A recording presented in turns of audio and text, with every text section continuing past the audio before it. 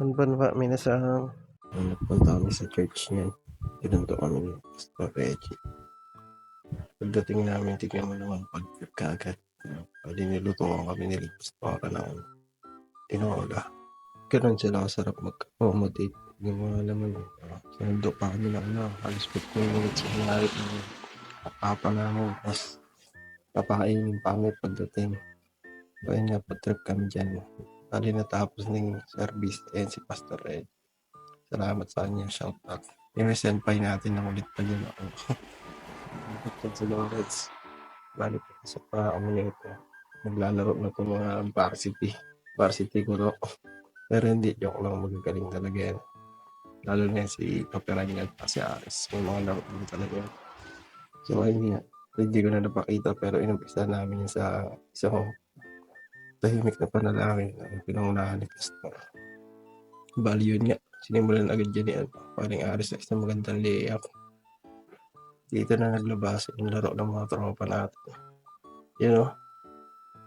So, kinat-cut ko na nga lang pala yan kasi nga mga highlights lang nila yung ilalagay natin. Hindi na natin sinami sa atin kasi hindi naman tayo ganun kagaling sa basketball. Ano lang tayo, kumbaga, lalong kanto lang tayo. Hindi tayo magaling.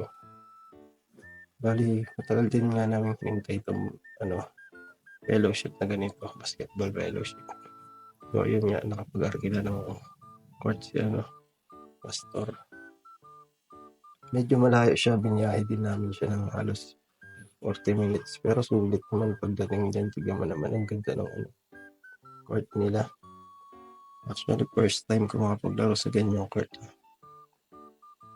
So yun nga, naging masaya yung na yun. Yung oras na yan. Kasi, nag-enjoy kami dyan. Siguro mga kami dyan. 2 set na laro. Tapos, nabitin pa kami, nag-3v3 pa kami sa dulo eh. Hingal na hingal tayo kasi hindi na tayo sanay maglaro. Medyo tumatanda na rin tayo. Pero ang sarap lang din sa pakiramdam, di ba? Pagpapawis tayo kasi ang lamig talaga rito eh. Yun nga, nag-drive tayo. Kunwari, nakachamba. Ang mga tropa natin ang gagaling dyan. Lalo na si yung bago natin kasama na pinag na si Jan.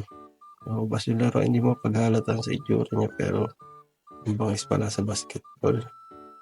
Pati na rin yung isang senpai natin, si Enrico. Ayun yung nakaputi na yun. Malupit yung partida, nakapantalon pa yun. Pero tignan nyo kung paano humataw yung mamaya sa mga galawang talaga. Streets talaga. Bali, nagpunta nga tayo dyan mga alas 6 na ng hapon. Siya naging service natin ngayong Sunday, is sa una. Tapos, nagsimba. Nagpahinga muna kami dun sa labas, kwento-kwentuhan. Tapos, pinamerenda ulit kami nila dun. Kaya ayun, gabi talaga kasi yung schedule namin sa laro. Ngayon, nasulit naman namin, din, 2 oras din na laro yan. Kahit medyo hingal-hingal na yung mga tropa. Kahit ako, tinatamad na rin ako bumaba dyan eh. Pero, enjoy natin hanggang sa pinakadulo. Sinulit natin yung bayad nila. Siyempre may bayad dyan. Kaso hindi na tayo sinilila, Pastor ka. Kung ganun sila kabait. Kali masusundan pa yan next week. Maglalaro ulit tayo. Makakalaban natin kabilang church dito rin sa Chipa.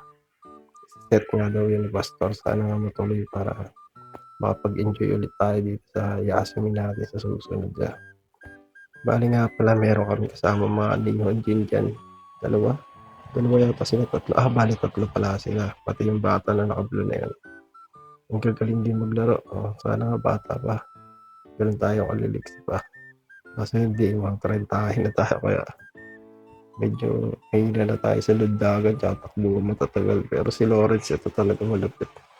Hindi po niya ako bata kasi sa amin to. Kaya yung galawan talaga mamaw pa eh. Yung mga kasama ko medyo pigil na pero may kita mo may mga pa rin talaga, yung mga galaw pa rin. Kaya lang hindi na ganun ka agresibo kagaya ng ginagawa ng senpai natin si Lawrence. Bali nga pala yan si Lawrence. Yun yung pinakamagaling magnihonggo sa atin. Fluent na yan eh. Pero N5 level lang din yan. Sadyang Magaling lang din talaga siya maka-adapt. Bali yan si Pastor, nakita niyo yung mga laro na yan, may mga shooting din yan. Pati si brother na kasama niya, kalimutan kasi natin yung pangalan niya. Okay, enjoy natin yung laro na yan. Bali, hinihintay na nga nila itong video, sabi ko ini-edit ko eh. Gusto nilang makita na yung kalalabasan ng edit natin, vlog natin. Kaya medyo tumagal tayo, dapat pati, nung Lunes pa sana, kaya lang sakit yung katawan natin, tinatamad tayo mag-edit. Pero pinilit natin maayos ngayon para yung papanood yung mga tropa natin. Bali yung ma-share din nila. Ayun na, laro-laro lang kami dyan. Enjoy lang namin yan hanggang sa tapos. Tapos nag-picture na rin. Nakapanghinayang nga lang, di na natin nakasama yung senpai natin kasi nakapunta na sila dyan sa mga kanya-kanya nilang kaisya.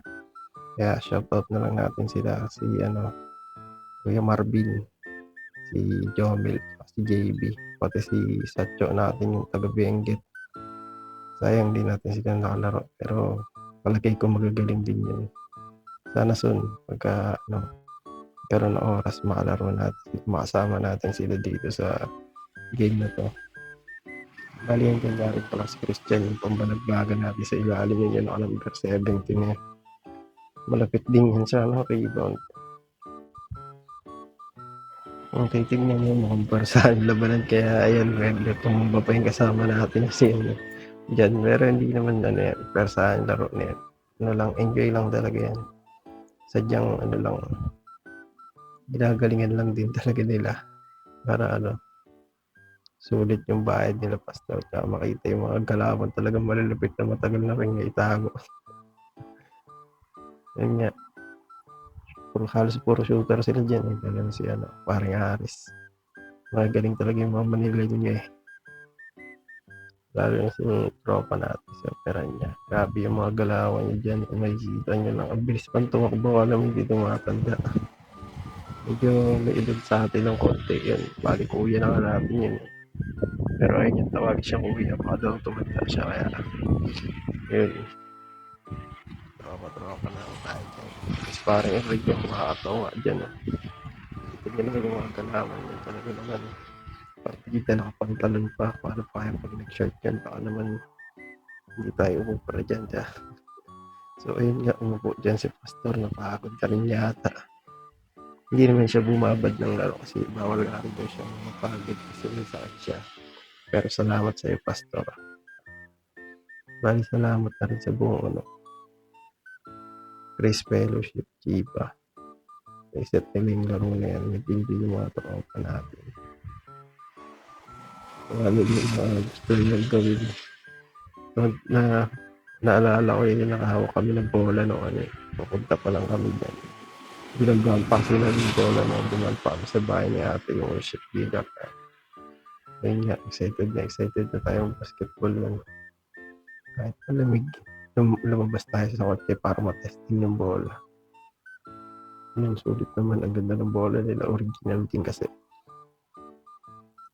Bali, ang main reason talaga na itong basketball na ito, yung set ng laro namin ito, is fellowship talaga para makilala ang isa't isa. Mapalapit lalo kami sa isa't isa. Yun na nga rin, makapag-banding. So, yun nga yung nangyari.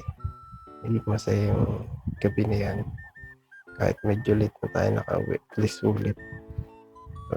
Actually, may pasok pa kami yung bukas pero ginanahan yung mga tropa kasi nga basketball yan, alam niyo naman, mga Pinoy may hilig sa basketball. Yan ang natin, kumbaga bansang laro na kung tatawagin yun nga lang, pinagkaiba dun sa atin sa Pilipinas. Kahit saan ka dumayo, merong court na makikita. Dito medyo malalayo siya pero ang gaganda naman talaga ng court nila. Kaya sinulit natin yung pagkakataon na yan, diba? Kasi baka pag nasa Asia na tayo, hindi na tayo makapaglaro kasi pagod na tayo nun Kaya salamat kay Pastor, kay the best. nga pala yung mga senpai na kalaro natin dyan, tsaka yung mga binanggit ko kanina na nasakay siya na nila. Bali sila yung nag-accommodate sa atin nung unang dumating tayo sa Iroha sa may school natin. Doon kasi tayo una nagkapato. So yun nga, pagdating pa lang namin, nainan na kami ng pagkain ng mga tropa natin, yung mga senpai nga natin. Kaya yun, big shoutout sa inyo, tapestin yung mga tropa natin yan. Kaso hindi na nagkasama-sama na matatagal kasi nga, isang buwan lang tayo mag-aaral tapos punta na sa mga kaisya. Kaya hindi na kami nagpangabot na makapaglaro pa. Pero okay din naman kasi nandiyan pa rin naman sila Enrico tsaka si Lawrence na kasama pa natin dyan na medyo matagal pati si Sad. Yun nga, enjoy pa rin naman lahat ng pag-aaral kahit pa paano. Banding. Kahit pa konti lang tayo na Pinoy dun sa school natin. Bali nakatapos na tayo ng 2 game dyan kaya nagpahinga muna yung mga tropa natin. Shooting muna tayo. So yun nga, set ulit kami ng 3v3 sa huli na yan. Huling laro kasi meron pa tayo natitirang halos 30 minutes pa kaya ginamit na namin yung pagkakataon yun para makapaglaro ulit. Yan, nagkalabasan na kasi yung mga kalabaw talaga sa laro. Alam mo naman si parang operan niya parang di napapagod yan. Yung energy sa umpisa yun pa rin hanggang dulo. Lalo na yan si Lawrence, may bitaw din talaga basket. Nakita mo naman. Shooting form pa lang, yung pagkakailang mais talaga sa yung laro Medyo humble lang yan. Sabi niya nung nasa church kami, hindi daw siya ganong marunong pero pinakita pagdating dito sa award. Kaya yun, solid yung naging natin laruan Medyo binagbag pa tayo dyan parang Aris. Pero lang yan, play lang yan. Walang pikunan na nangyari dyan, in-enjoy lang natin yan. Masarap kalaro itong mga ito, in-enjoy natin yan.